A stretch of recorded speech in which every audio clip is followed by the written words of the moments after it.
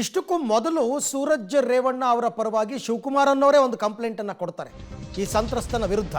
ಹಾಗಾದ್ರೆ ಸೂರಜ್ ರೇವಣ್ಣ ಅರೆಸ್ಟ್ ಆಗಿದ್ದು ಹೇಗೆ ಅಂತ.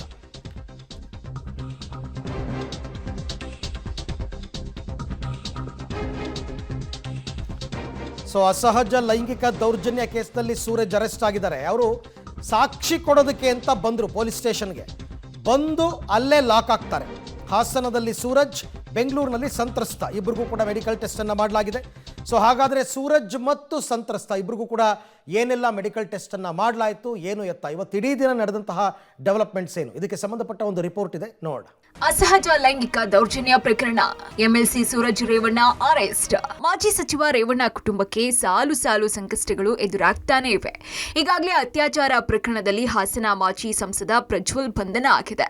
ಸಂತ್ರಸ್ತೆ ಕಿಡ್ನಾಪ್ ಕೇಸ್ನಲ್ಲಿ ರೇವಣ್ಣ 10 ದಿನ ಜೈಲು ವಾಸವನ್ನ ಅನುಭವಿಸಿ ಜಾಮೀನಿನ ಮೇಲೆ ಹೊರಗೆ ಬಂದಿದ್ದಾರೆ. ಇದೇ ಪ್ರಕರಣದಲ್ಲಿ ಭವಾನಿ ರೇವಣ್ಣ ಕೂಡ ನಿರೀಕ್ಷಣಾ ಜಾಮೀನನ್ನ ಪಡ್ಕೊಂಡಿದ್ದಾರೆ. ಇದೀಗ ಅಸ್ವಾಭಾವಿಕ ಲೈಂಗಿಕ ದೌರ್ಜನ್ಯ ಕೇಸ್ನಲ್ಲಿ ರೇವಣ್ಣ ಅವರ ಹಿರಿಯ ಪುತ್ರ, ವಿಧಾನ ಪರಿಷತ್ ಸದಸ್ಯ ಸೂರಜ್ ಕೂಡ ಅರೆಸ್ಟ್ ಆಗಿದ್ದಾರೆ. ಮಾಜಿ ಸಚಿವ ಎಚ್.ಡಿ. ರೇವಣ್ಣ ಅವರ ಕುಟುಂಬಕ್ಕೆ ಸಾಲು ಸಾಲು ಸಂಕಷ್ಟಗಳು ಎದುರಾಗಿವೆ.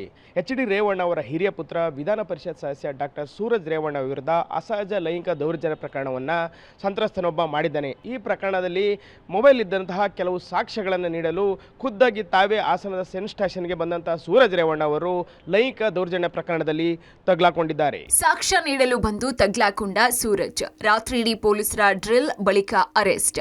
ಇನ್ನು ಎಂಎಲ್ಸಿ ಸೂರಜ್ ರೇವಣ್ಣ ಪೊಲೀಸರ ಕೈಗೆ ತಗ್ಲಾಕೊಂಡಿದ್ದೇ ರೋಚಕ. ಸಂತ್ರಸ್ತನ ವಿರುದ್ಧ ನೀಡಿದಂತಹ ದೂರಿಗೆ ಸಾಕ್ಷಿ ನೀಡೋದಕ್ಕೆ ಹಾಸನದ ಸೆಸ್ ಪೊಲೀಸ್ ಠಾಣೆಗೆ ನಿನ್ನೆ ಸಂಜೆ 7:15ಕ್ಕೆ ಸೂರಜ್ ರೇವಣ್ಣ ಆಗಮಿಸಿದ್ರು. ಈ ವೇಳೆ ಸೂರಜ್ ರೇವಣ್ಣ ಅವರನ್ನ ಹಾಸನ ಪೊಲೀಸರು ಸುದೀರ್ಘ ವಿಚಾರಣೆಗೆ ಒಳಪಡಿಸಿದ್ರು. ರಾತ್ರಿ 10 ಗಂಟೆಗೆ ಸೂರಜ್ ರೇವಣ್ಣಗೆ ಊಟ ಕೊಟ್ಟು ಮುಂಜಾನೆ 4 ಗಂಟೆ ತನಕ ತನಿಖೆ ನಡೆಸಿ ನಂತರ ಮಲ್ಗೋದಿಕ್ಕೆ ವ್ಯವಸ್ಥೆಯನ್ನ ಮಾಡಿದ್ರು. ಇವತ್ತು ಬೆಳಿಗ್ಗೆ ಸೂರಜ್ ರೇವಣ್ಣ ಅವರನ್ನ ಪೊಲೀಸರು ಅಧಿಕೃತವಾಗಿ ಬಂಧಿಸಿದ್ದು ಐಪಿಸಿ ಸೆಕ್ಷನ್ 377, 342, 506 ಅಡಿ ಕೇಸ್ ದಾಖಲಿಸಿದ್ದಾರೆ. ಹಿಮ್ಸ್ನಲ್ಲಿ ಸೂರಜ್ ರೇವಣ್ಣಗೆ ಮೆಡಿಕಲ್ ಟೆಸ್ಟ್. ಇನ್ನು ಅಸಹಜ ಲೈಂಗಿಕ ಕೇಸ್ನಲ್ಲಿ ಪೊಲೀಸರು ಸೂರಜ್ ಅವರನ್ನ ಅರೆಸ್ಟ್ ಮಾಡಿ ಮೆಡಿಕಲ್ ಟೆಸ್ಟ್ಗೆ ಒಳಪಡಿಸಿದ್ರು. ಹಾಸನದ ಹಿಮ್ಸ್ ಆಸ್ಪತ್ರೆಗೆ 20 ನಿಮಿಷಗಳ ಕಾಲ ಸೂರಜ್ಗೆ ಶುಗರ್, ಬಿಪಿ, ಇಸಿಜಿ ಪರೀಕ್ಷೆಯನ್ನ ಮಾಡಿದ್ರು.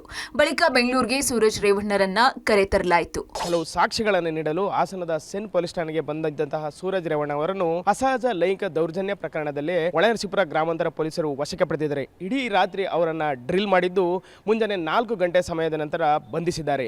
ಇದಾದ ಬಳಿಕ ಸುಮಾರು 11 ಗಂಟೆ ಸುಮಾರಿಗೆ ಹಾಸನದ ಹಿಮ್ಸ್ ಆಸ್ಪತ್ರೆಯಲ್ಲಿ ಅವರನ್ನ ಮೆಡಿಕಲ್ ಟೆಸ್ಟ್ಗೆ ಒಳಪಡಿಸಲಾಯಿತು. ಬಿಪಿ, ಶುಗರ್, ಇಸಿಜಿ ಇತ್ಯಾದಿ ಪರೀಕ್ಷೆಗಳನ್ನು ಮಾಡಿದ ನಂತರ ಸೆನ್ ಪೊಲೀಸ್ ಠಾಣೆಗೆ ಕರೆದುಕೊಂಡು ಬಂದಂತಹ ಹೊಳೆನರಸೀಪುರ ಗ್ರಾಮಾಂತರ ಪೊಲೀಸರು ಅವರನ್ನ ಬೆಂಗಳೂರಿನ ಜನಪ್ರತಿನಿಧಿಗಳ ನ್ಯಾಯಾಲಯದ ನ್ಯಾಯಾಧೀಶರ ನಿವಾಸದ ಎದುರು ಹಾಜರುಪಡಿಸಲು ಕರೆದೊಯ್ದರು. ಬೌರಿಂಗ್ನಲ್ಲಿ ಸಂತ್ರಸ್ತನಿಗೆ ವೈದ್ಯಕೀಯ ಪರೀಕ್ಷೆ. ಸಂತ್ರಸ್ತನಿಗೆ 3 ಗಂಟೆ 15 ರೀತಿಯ ಟೆಸ್ಟ್. ಇನ್ನು ಸೂರಜ್ನಿಂದ ಲೈಂಗಿಕ ದೌರ್ಜನ್ಯಕ್ಕೆ ಒಳಗಾಗಿದ್ದಂತಹ ಸಂತ್ರಸ್ತನಿಗೆ ಬೌರಿಂಗ್ ಆಸ್ಪತ್ರೆಯಲ್ಲಿ ವೈದ್ಯಕೀಯ ಚಿಕಿತ್ಸೆ ನಡೆಯಿತು. ಸಂತ್ರಸ್ತನಿಗೆ ವೈದ್ಯರು 15 ರೀತಿಯ ಟೆಸ್ಟ್ ಮಾಡಿದ್ದಾರೆ. ಬಿಪಿ, ಶುಗರ್ ಸೇರಿದಂತೆ ದೇಹದ ಮೇಲೆ ಕಚ್ಚಿರೋ ಕಲೆಗಳ ಬಗ್ಗೆಯೂ ವೈದ್ಯರು ಪರೀಕ್ಷೆ ನಡೆಸುತ್ತಾರೆ. ಎಂಎಲ್ಸಿ ಸೂರಜ್ ರೇವಣ್ಣರಿಂದ ಅಸಹಜ ಲೈಂಗಿಕ ದೌರ್ಜನ್ಯಕ್ಕೆ ಒಳಗಾದ ಯುವಕನನ್ನ ಬೆಂಗಳೂರಿನ ಬೋರಿಂಗ್ ಆಸ್ಪತ್ರೆಯಲ್ಲಿ ಮೆಡಿಕಲ್ ಟೆಸ್ಟ್ ಮಾಡಿಸಲಾಯಿತು. ಸಂತ್ರಸ್ತ ಯುವಕನಿಗೆ ಸುಮಾರು 15 ಬಗೆಯ ಟೆಸ್ಟ್ಗಳನ್ನು ವೈದ್ಯರು ಮಾಡಿದ್ದು ಈಗಾಗಲೇ ಶಾಂಪಲನ್ನು ಕಲೆ ಹಾಕಿರುವಂಥದ್ದು.